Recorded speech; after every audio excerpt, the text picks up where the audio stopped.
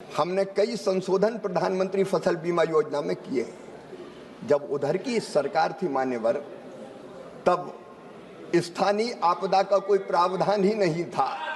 हमने बढ़ा के पहले तहसील को केवल इकाई माना जाता था, हमने गांव को इकाई बना दिया और फिर स्थानीय आपदा को शामिल करके अगर एक किसान का भी नुकसान होता है तो उसको भी फसल बीमा योजना का लाभ दिया जाएगा, ये प्रावधान किया हमने।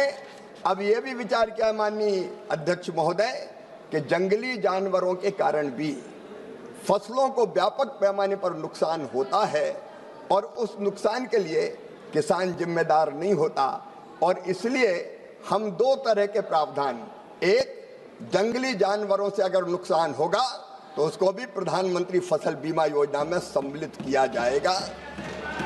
दूसरा माननीय अध्यक्ष महोदय, जल प्लावन के कारण, पानी भरने के कारण अभी बारिश ऐसी आती कि 15-15 दिन तक नदियों का पानी खेतों में भरा रहता है और फसलें पूरी तरह से नष्ट और बर्बाद हो जाती है।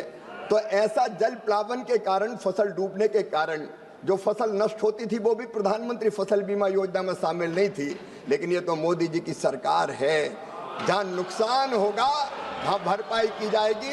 इसे जल प्लावन के कारण भी फसलों को नुकसान होगा तो वो भी प्रधानमंत्री फसल बीमा योजना में बिट्टू जी शामिल किया जाएगा। जैसे पंजाब में नुकसान हुआ, हम उसको भी शामिल करने का काम करें।